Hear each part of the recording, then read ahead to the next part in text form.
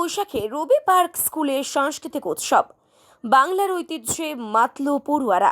বাংলা নববর্ষের প্রাক্কালে রবি park public স্কুলের উদ্যোগে আয়োজিত হলো একাধিক সাংস্কৃতিক অনুষ্ঠান।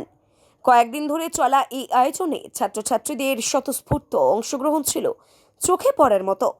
স্কুল কর্তৃপক্ষ জানায়, বাংলার গৌরব ও সংস্কৃতি ঐতিহ্য নতুন প্রজন্মের মধ্যেই জাগ্রত করাই এই অনুষ্ঠানের মূল उद्देश्य। का प्रोग्राम क्यों बनाया स्कूल में? आज का दिन हमारे लिए बहुत ही शुभ और बहुत ही गरिमामय दिन है। Throughout the last few days in our school, from nursery to class 12, we have been having a plethora of activities for everyone. Lot of competitions, activities, the soft boards have been decked up and बच्चे भी बहुत हर्षोल्लास के साथ अलग अलग activities में participate कर रहे हैं। आज के दिन हम बच्चों को हमारे लिए एज ए स्कूल इतना इम्पोर्टेंट इसलिए है क्योंकि यह सिर्फ बंगाली न्यू ईयर डे नहीं है, ये हमारे देश की प्रभुता, अखंडता और यूनिटी का एक प्रतीक है, where every child across the country celebrates Poila Boishakh with lot of fervour and enthusiasm. Bengal की धरती और माटी इतनी पावन धरती है जहाँ पे आप कोई भी फील्ड के आप पर्सन को आप याद करेंगे, आपको यहाँ पे लोग भर भर के मिलेंगे जिन्होंने देश के लिए अनेकों कुर्बानियाँ दी हैं। Great people have been born on this soil, be it Netaji Subhash Chandra Bose, Rabindranath Tagore, across media or culture. This land is a land of great heritage, cultural heritage. ये माटी ने बहुत अनेकों देश के वीर जवानों को पैदा किया है और उनकी जो योगदान है हमारे देश के लिए वो अतुलनीय है। West Bengal has given great sons of the soil to our country in every field. We are extremely proud and blessed to be on this soil.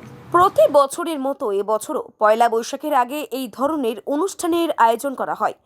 কয়েকদিনের জন্য স্কুল প্রাঙ্গণ হয়ে ওঠে আনন্দ উৎসবের মিলন ক্ষেত্র। আজ আমাদের বৈশাখ মাসে পয়লা বৈশাখের প্রোগ্রাম হয়েছে। স্কুলে খুব ভালোভাবেই হয়েছে, প্রত্যেক বছরই হয়। আমাদের প্রথমে গান হয়, তারপরে নাচ হয়, তারপরে নাচের মাঝে মাঝে আমাদের কবিতা পাঠ করা হয়। কেমন লাগে?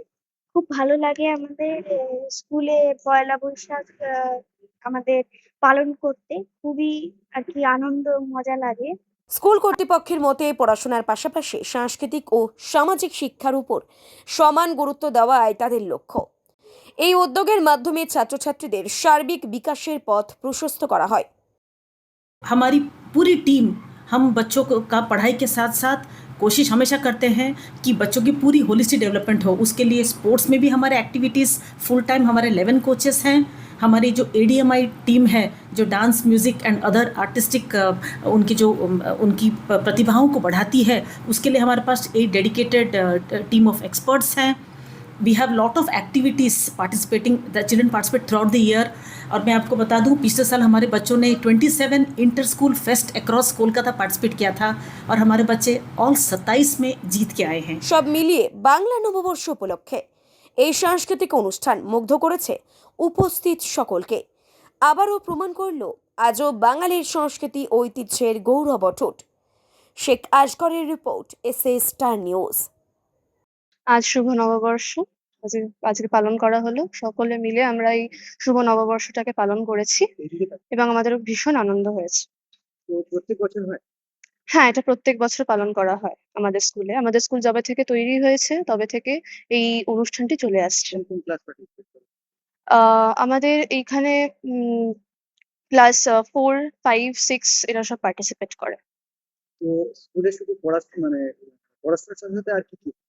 পড়াশোনার সাথে নাচ, গান, খেলাধুলা এবং আমি মনে করি এই সারা কলকাতায় আমাদের বিদ্যালয় এমনই একটা বিদ্যালয় যেখানে 11 জন আছেন খেলাধুলার জন্য এবং 8 জন শিক্ষক-শিক্ষিকা আছেন নাচ গান শেখানোর জন্য।